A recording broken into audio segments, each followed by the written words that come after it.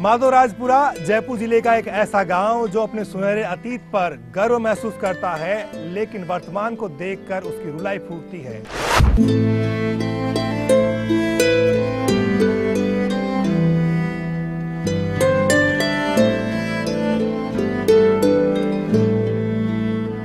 में घुटनों में सब में दर्द हो रहा है। ये दांत देखो सब गिर गए।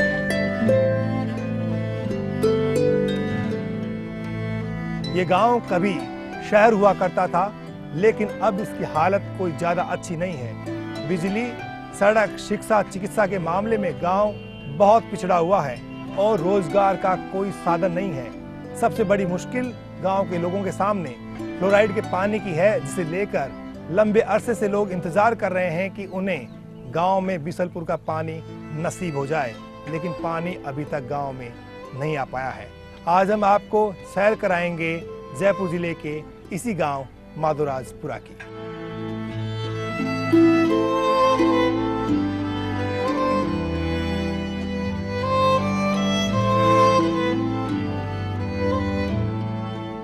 माधोराजपुरा के सरपंच भागचंद जैन हमारे साथ मौजूद हैं। भागचंद जी, आपके गांव में फ्लोराइड की समस्या तो बहुत बड़ी है। किस तरह से आपने कोशिश करी है कि लोगों को ज़्यादा इसका नुकसान ना उठाना पड़े? परेशान बहुत हो रहे हैं लोग, क्या करेंगे? किस तरह कोशिश है आपकी? डिपार्टमेंट को हमने कई बार जानकारी दी है इस बारे में, और अब जो बीसलपुर पानी की योजनाएं हमारे यहाँ आ रही है वो उसी का विकल्प बताते हैं कि इसी से आपका ये मिटेगा। अदरवाइज तो डिपार्टमेंट ने कोई सांत्वना दी नहीं हमको। केवल बीसलपुर के पानी की बताते हैं, बाकी पानी की बहुत बड़ी कमी है आज इस समय। मतलब 10 मिनट भी लोगों के पास नल नहीं आता, आधे गांव में भी नल नहीं आता, और जो आता है वो भी 10 मिनट से ज़्यादा नहीं आता, और वो भी फ्लोराइड युक्त है, पूरा खारा पानी आता है। हाँ, डिपार्टमेंट को कई बार लिखा भी, कहा भी, लेकिन कोई उसका हल नहीं मिला किसी भी तरह से। अब वो कहते हैं कि हमने कहा बांडी नदी से हमको पानी दिला दो आप, और बांडी नदी में हमने ऐसी जगह देखी है जहाँ पे पानी बिना फ्लोराइड का मीठा पानी है, और 24 घंटे मोटर चलाओ, पानी की कमी नहीं है। इसके बाद भी डिपार्टमेंट ने ये कह के फिर आगे बढ़ा दी उस बात को कि हमने ये कुएं इन्हीं को गहरा करवा लो। अब इनमें मेरे को लगता नहीं है कि पानी हो जाए, लेकिन आज की जो ग्रामीण समस्या पानी की वो भयंकर है, अब आने वाले टाइम में और ज्यादा भयंकर होगी। सरपंच साहब निराश हैं कि सरकार में उनकी सुनवाई नहीं हो रही है। सामने आयुर्वेदिक हॉस्पिटल है जिसके ऊपर साफ साफ लिखा हुआ है कि फ्लोरोसिस की जानकारी एवं रोकथाम के लिए ऐसे ऐसे उपाय अपनाएं, सुझाव दिए गए, लेकिन गाँव के लोग कैसे क्या करेंगे?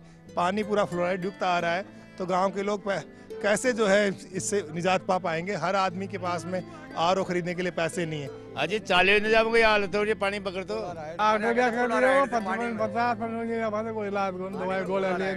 फ्लोराइड की वजह से गोड़ों में दर्द रहता है। भाई पानी की वजह से लोगों की बहुत बुरी हालत है। मतलब अजी हमारे छोटे छोटे बच्चों को भी दर्द हो रहा है गोड़ों में इस फ्लोराइड से, पानी से।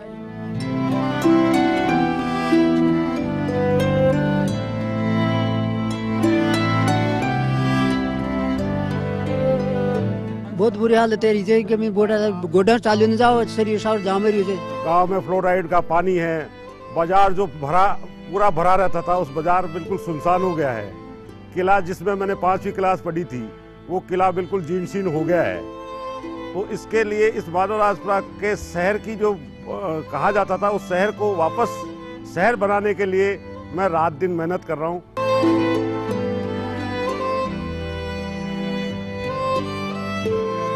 तो जो बच्चे हैं, नौजवान हैं, बुजुर्ग हैं, वो सब के सब अब फ्लोराइड से बहुत परेशान होने लगे हैं और सरकार से गुहार कर रहे हैं कि यहाँ पर बीसलपुर का पानी लाने में ज़्यादा देरी नहीं होनी चाहिए, नहीं तो ये जो पीढ़ी आ रही, नई पीढ़ी, इसके लिए बहुत मुश्किलें हो जाएंगी। क्योंकि जो बुजुर्ग लोग हैं ये तो अपनी जवानी के दिनों में बहुत कुछ अच्छा खाते पीते थे, लेकिन अब की जो नौजवान पीढ़ी है उसके हिस्से में मिलावटी सामान आता है खाने के लिए, अच्छी क्वालिटी नहीं मिलती है उन लोगों को, तो उनके लिए बहुत मुश्किल हो जाएगी, वो बीमारी से लड़ नहीं पाएंगे।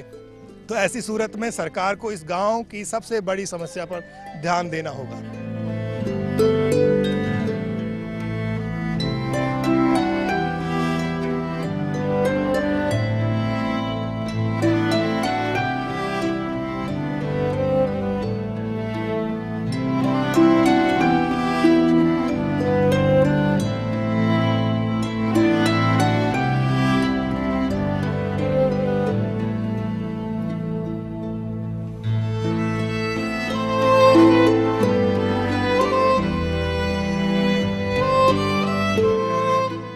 माधोराजपुरा के पानी में फ्लोराइड की मात्रा बहुत ज्यादा है, लिहाजा जवानी में ही लोग बुढ़ापे का एहसास करने लग जाते हैं। इस गांव की आधी आबादी फ्लोराइड के चलते जवानी में ही बुढ़ापे की तरफ अग्रसर हो रही है।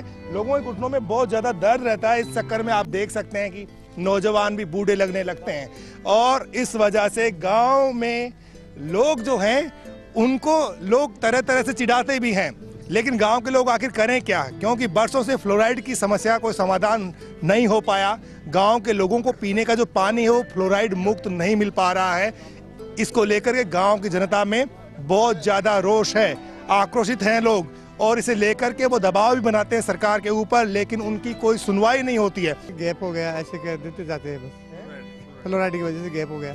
पानी में फ्लोराइड की मात्रा बहुत ज्यादा है। अच्छा। और यहाँ इतना फ्लोराइड का पीपी है जो हद से ज्यादा है। सब जगह शिकायत कर रखी है हमने भाई, यहाँ पानी का स्तर बिल्कुल नीचे चला गया, इसलिए फ्लोराइड ज्यादा बढ़ता जा रहा है। इसलिए घुटनों में दर्द रहने लग गया, इसका कोई इलाज नहीं है। डॉक्टर ये कहते भाई फ्लोराइड से बचो, एरो लगाओ। एरो गरीब आदमी कहाँ से लगाएगा। एकमात्र इलाज है साहब, बिसलपुर का पानी यदि मिलता है तो इस फ्लोराइड से निजात मिल सकती है और कोई उपाय नहीं इसका। डॉक्टरों ने भी ये कह दिया फ्लोराइड का कोई वो नहीं है उपाय, फ्लोराइड से मुक्त होना पड़ेगा पानी से। फ्लोराइड का पानी यहाँ पर है ही नहीं, बिल्कुल ही नहीं है, कहते आसपास में 10-20 किलोमीटर भी नहीं है। ये बताओ, आप लोगों के गांव में जो बुजुर्ग लोग हैं, जो जवान लोग हैं, उनके घुटनों में कितने साल से दर्द हो रहा है? तो 5-7 साल से हो रही है। 5-7 से 5-7 साल पहले पानी जब ऊपर का आता था तो दर्द नहीं होता था। न होता पहले, अच्छा। बिल्कुल नहीं होता। अब 12 बार लग गया, 5-7 वर्ष बाद अब ज्यादा बल गोडाई रुक गया ये पानी के कारण। पानी से मतलब है पहले तो पानी अच्छा था, अभी पानी खराब है। पानी ज्यादा है, गोडा ज्यादा रुक गया। कट दे बरका को पानी, बरका का काल पड़ गयो। अब माँ के वास्ता दूसरो पानी भेजो कोई बढ़िया। ये पानी तो बंद कराओ, ये माता का गोडाई से चालियो ने जावे, गोडाई सूझ रहा था ना जो चलते हैं गोडे दुख जाते, हाथ पाँव दुखने लगे पूरे।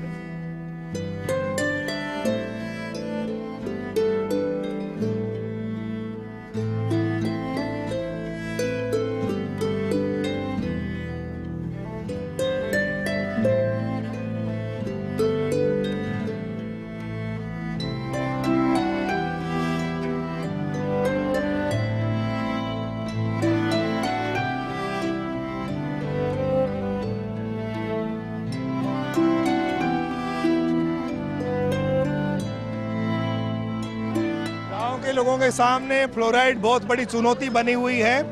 यहाँ के एमएलए, यहाँ के सांसद, सबके सामने गांव के लोग पिछले कई साल से अपना दुखड़ा रो रहे हैं, लेकिन बिसलपुर का पानी जब तक यहाँ नहीं आ जाता तब तक तो उन्हें फ्लोराइड की समस्या से निजात मिलती नहीं दिख रही है। फिलहाल गांव के लोग उम्मीद कर रहे हैं कि जल्द ये पानी आ जाए तो उन्हें फ्लोराइड से निजात मिल जाए और उनके घुटने तंदुरुस्त हो जाएं।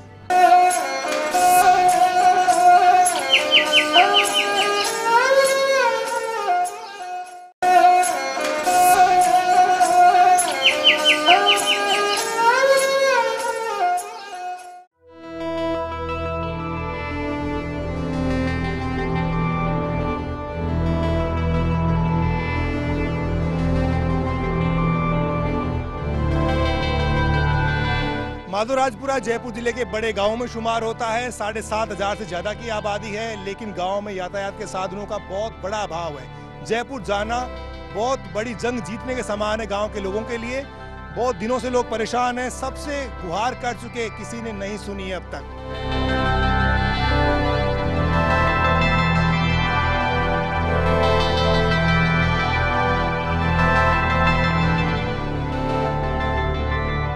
आप लोगों के लिए अगर जयपुर जाना हो तो क्या साधन है यहाँ से, ये बताइए। कोई साधन नहीं है, परफेक्ट कोई साधन नहीं है। टैक्सियों में बैठ के जाना पड़ता है, लटक के जाना पड़ता है, इंतजार करना पड़ता है घंटे 2-2 घंटे। कोई आराम से, कोई जाने, लेडीज आराम से जा नहीं सकती, बच्चियां नहीं जा सकती, बड़ी मजबूरी है जाने आने की। बहुत ही खराब है, यहाँ गाड़ी में लटक के जाते हैं पकड़ के। यहाँ से बसें जयपुर जाती है तो कितनी बसें जाती है दिन में, ये तो बताओ। एक भी बस जयपुर नहीं जाती है, एक भी बस जयपुर के लिए नहीं है। राजधानी के लिए कोई बस नहीं है। यहाँ से जान जोखिम में डाल के जो अवैध रूप से चलने वाली जीपें हैं उनसे यहाँ जाना पड़ता है। इतने साल हो गए तो एमएलए से, एमपी से आपने सवाल नहीं पूछा, उनसे कहा नहीं कि भाई कम से कम 1-2 बस तो लगा दो ढंग की। 5 साल लगा हुआ वापिस छूट जाओ, मैंने 20 दिन चालू बंद कर दीजिए वापिस। बंद कर देते, वापिस आएंगे रोड खराब है, सवारी नहीं है और ये रोजगार होते हैं। सवारियाँ तो इतनी ज़्यादा हैं, लोग तो इंतजार कर रहे हैं कि गांव में बस आए, फिर क्यों ये बंद हो जाती हैं बसें? टाइम टेबल का उनका जो सेटअप होता है ना, उससे सवारियों का जो टाइम होता है उस समय तो लगाते नहीं हैं, और ऐसे टाइम पे लगाते हैं जब सवारियाँ नहीं मिले, और फिर ये कह के मैंने 20 दिन में बंद कर देते हैं, किसी राजनेता को कह के हम लगवाते हैं, लगवाने के बाद ये कह के बंद कर देते हैं साहब इसका तो जो रूट का जितना खर्चा आता है उतना भी हमको नहीं मिलता, हम तो बंद करेंगे। तो वो जो सेटअप हो वो लोकल लोगों से पूछ के टाइम बाउंड कार्यक्रम हो, उस हिसाब से बसें चलाए तो आराम से बसें चलेगी, वरना तो ये अपने मर्जी से चलाएंगे तो यही स्थिति होगी। भौगोलिक स्थिति के लिहाज से माधोराजपुरा बहुत ही महत्वपूर्ण कस्बा है, गांव है, लेकिन किसी ने ध्यान नहीं दिया है। एक तरफ टोंक जिले की सीमा लगती है, दूसरी तरफ चाकसू आता है, इधर दूदू की सीमा पड़ती है, लेकिन बीच में खामोश होकर के माधोराजपुरा अपनी बदहाली देख रहा है।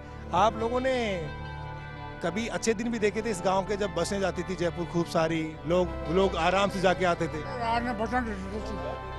बसें बगलोड़ा बहुत है प्राइवेट, तीन बसें खूब साधन था। 3 बस नाइट करती थी यहाँ पे पहली रात को, और टाइम टेबल 15-15 मिनट में बसें जाती थी। कोई आजकल ये सर मतरा सु फलोदी रोड है ये, आपको बताओ बाकी, लेकिन साधन नहीं है। 450 करीब इधर पड़ता है, इधर का रूट भी हमारा ख्याल से 350 करीब इधर को पड़ता है। 200 वाली मिल जाए, 2 अजमेर वाली मिल जाए, और 2 मालपुरा से मिल जाए, 2 जयपुर डिपो से मिल जाए, तो हमारे साधनों का अभाव वैसे ही कम हो जाए। लेकिन यहाँ पे कोई ध्यान ही नहीं देता है, सबको कहते हैं साफ साधन नहीं है। या काम के लिए रोजाना 50-200 आदमी कम से कम बाहर जाते हैं तो परेशान होते हैं, जीवों में लटक के जाते हैं, जीवों से आते हैं बेचारे, निकल जाती है तो बाएं अटक जाते हैं रात को, ऐसी कई समस्या है। सरकारी गांव की आबादी जब कम थी तो बहुत सारी बसें आती थी, नाइट होल्ड यहाँ पर करती थी, लेकिन जब गांव की आबादी बढ़ी तो सब ने यहाँ से मुंह मोड़ लिया। ना कभी एमएलए काम आया, ना कभी एमपी ने सुनी, और गांव के बाशिंदे आज भी बस का इंतजार कर रहे हैं।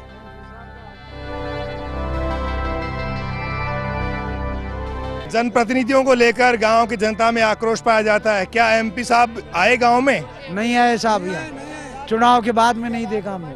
नहीं आए, एमपी भी नहीं आए, एमएलए भी नहीं आते, आते थे तो बाजार में आके भाग जाते हैं। अब ये तो उनके मुश्किल, उनकी मजबूरी उनके पास होगी, क्यों नहीं आते हैं? हमको तो क्या पता, आए तो पता चले भाई आज एमपी साहब आए हैं और कौन आए हैं। वोट मांगने आते हैं, उसके बाद में कोई जनता की सुध नहीं लेते हैं। अबे पहले तो हम फागी में थे, जब भी नहीं सुनी, अब 400 में कर दिया। जो बाड़मेर था, बाड़मेर 200 में था, जो कोई नहीं सुना, कोई नहीं सुना माधोराजपुरा की, कोई धनी को नहीं। हमारी जनता का तो कोई आंसू पूछ वालों ही को नहीं यहाँ पे, कोई एमपी पूछता, कोई एमएलए पूछता, कोई सांसद पूछता, हाँ, या पोजीशन है इस गांव की। तो हमें कहते हैं कि ये बहुत पुराना शहर है, जब दूध में कहीं कौन सो, चाकसू में कहीं कौन सो, कड़े भी कहीं सो, जयपुर के लाव मंडी अंडे लगे थी, बहुत बड़ा शहर था। माधोराजपुरा की ये गति हो गई कि मतलब इनमें 200 में मिलने के बाद के महीने हम तो बॉर्डर पर हो गया, जो गवर्नमेंट सुविधा हमको कुछ मिलती नहीं है। बाहर रोड फागी निकल की, बाहर चाकसू निकल की, अब अंडे कोई सुना होगा रेती पेती मन बारी ये यहाँ चुनाव में मिलती है, जो तो पाकिस्तान की बॉर्डर है, कोई आर जा गई। लोग बताते हैं कि माधो सिंह ने बसाया था इस गांव को, इसकी बसावट भी जयपुर के जैसी है, बहुत ही सुनहरा अतीत हुआ करता था, मंडी यहाँ पर लगती थी, बहुत बड़ा कारोबार का केंद्र हुआ करता था ये गांव, लेकिन आज तो कोई भी इसकी सुध लेने को तैयार नहीं है। जैसे जैसे आबादी बढ़ रही है, विकास के लिए बड़े बड़े दावे किए जा रहे हैं, लेकिन माधोराजपुरा में विकास दूर दूर तक कहीं नजर नहीं आ रहा है।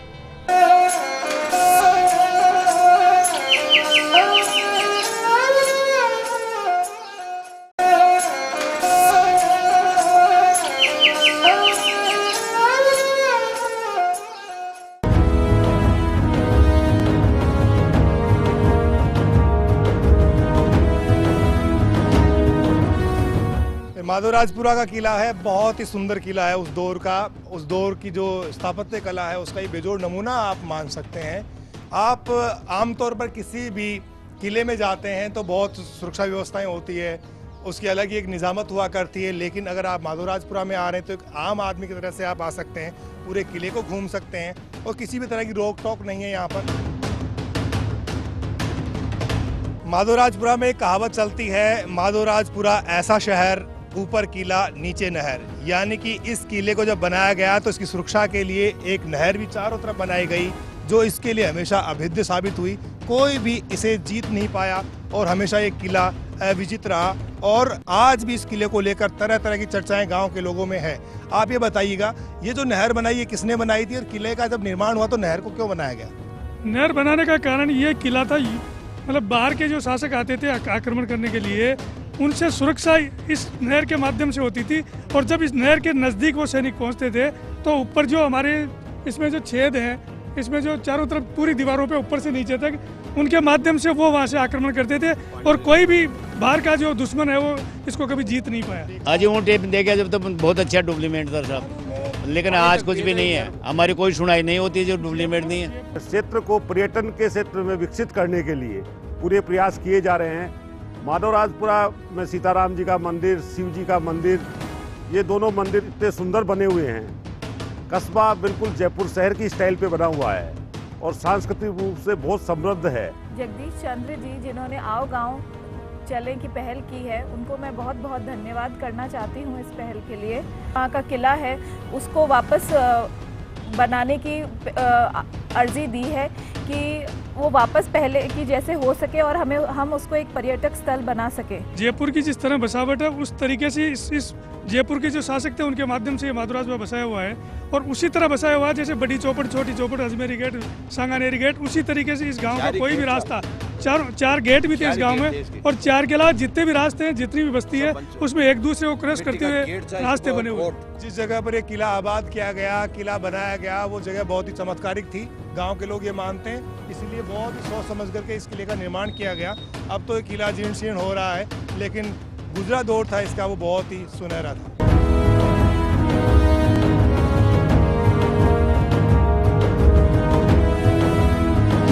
मामा बहन जाकर जो लड़ाई हुई ने, उनके अंदर टेंट के अंदर उसको बुला लिया, फिर उनको ढाल से ऊपर से काटा नहीं यूं, तो उनकी वह गर्दन आ गई, जो गर्दन को मतलब वह गर्दन काट दी उनकी। फिर घोड़ी सवार होके रीणा की यहाँ आ गई, जो वहाँ तो है धड़ और यह है शीश समेत पूरा कंप्लीट मोमिया जी का मंदिर बना हुआ है। भाई हमारे से बढ़कर अगर कोई है तो इस गड्ढे के अंदर मतलब राजपूत चाहे रहे और हमारे से अगर घट कर है ना तो वो इस कल्ले के अंदर मतलब प्रवेश नहीं हुए। तो इस कल्ले के अंदर आज भी स्कूल चलती थी गांव के वाले की 5 ईंट तक, और उनके बाद के अंदर मतलब कोई मतलब राजपूत इन पर कोई कब्जा नहीं किया। लोगों में किंवदंतियां हैं कि इस तरह से ऐसा हुआ था, उसके बाद में यहाँ कोई नहीं आया, और ये बात सच भी है कि आज भी यहाँ पर कोई वारिस नहीं है। कोई किले को लेकर के दावा नहीं करता कि ये मेरा किला है, क्योंकि लोग दावा करते हैं, लोग कहते हैं कि उस वक्त ये कहा गया था कि उनसे जो ताकतवर होगा वो इस किले के अंदर रहेगा, तो उसके बाद में किसी ने दावा यहाँ पर किया नहीं। इसका मतलब कि जो माधो सिंह थे उनको, उनकी शक्ति को, उनकी ताकत को चुनौती देने वाला शायद कोई उस वक्त नहीं रहा होगा। आओ गांव चले में माधवराजपुरा गांव से आज बस इतना ही। अगले रविवार आपसे फिर होगी मुलाकात, तब तक के लिए बाबूलाल धायल को दीजिए अनुमति। नमस्कार।